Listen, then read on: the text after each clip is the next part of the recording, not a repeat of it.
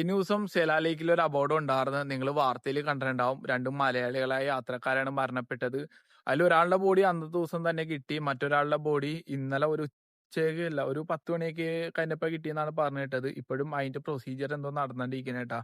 അപ്പൊ നമ്മളങ്ങനെ കുറച്ച് ആൾക്കാർ വിളിച്ച് പറഞ്ഞായിരുന്നു ഇതിനെക്കുറിച്ച്. അങ്ങനെയാണ് അറിഞ്ഞത്. വല്ലാത്തൊരു വിഷമമുള്ള കാര്യം ഇപ്പൊ കേട്ടാ. നമ്മളെ പോലെ യാത്ര എന്നുള്ള ഒരു ആഗ്രഹമായിട്ട് ഇറങ്ങി തിരിച്ചവരാണ് അവരും. നിങ്ങൾ യാത്ര ചെയ്യുന്ന ആൾക്കാരാണെങ്കിൽ നിങ്ങൾ ശ്രദ്ധിക്കേണ്ട ഒരുപാട് കാര്യങ്ങളുണ്ട്. നിങ്ങൾ പോണ റൂട്ടിൽ ഇതേപോലെ ഫ്രീസ് ആയിട്ടുള്ള ലേക്കുകളുണ്ട്. അതുപോലെ തന്നെ ഫ്രീസ് ആയിട്ടുള്ള വെള്ളച്ചാട്ടങ്ങളുണ്ട്. ഒരുപാട് മനോഹരമായ കാഴ്ചകളുണ്ട്. പലയിടത്തും ഇതേപോലെ അപകടങ്ങളും ഉണ്ട് കേട്ടോ. അപ്പൊ അതെല്ലാം നിങ്ങൾ സൂക്ഷിക്കണം. പിന്നെയുള്ള കാര്യം എന്ന് പറഞ്ഞാൽ റോഡിൽ പലയിടത്തും ബ്ലാക്ക് കേസ് ഉണ്ട്.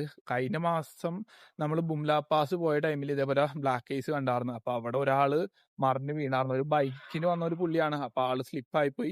ഭാഗ്യത്തിന് ഒന്നും പറ്റിയില്ല. സൈഡിൽ നിന്നൊക്കെ പറഞ്ഞു കഴിഞ്ഞാൽ ഓപ്പൺ ആയിട്ടുള്ള സ്പേസ് ആണ്. അപ്പൊ അങ്ങോട്ട് വീണ് കഴിഞ്ഞാൽ പിന്നെ പറഞ്ഞിട്ട് കാര്യമില്ല. അപ്പൊ അങ്ങനത്തെ ഒരു ഏരിയയാണ്. ഇപ്പോഴും തവാങ്ങിലേക്ക് പോകാൻ ആഗ്രഹിക്കുന്ന ഒരുപാട് ആൾക്കാരുണ്ട്. ഇപ്പോഴും സേല റൂട്ട് ഓപ്പൺ ആണ്. സേല ടണൽ വഴിയും പോവാം, സേല പാസ് വഴിയും പോവാം. പിന്നെ സേല ലേക്കിന്റെ അവിടെ മാത്രമേ ചെറിയ പ്രശ്നങ്ങളുള്ളൂ എന്നാണ് ഇതുവരെയും കേട്ടുള്ളത് കേട്ടാ.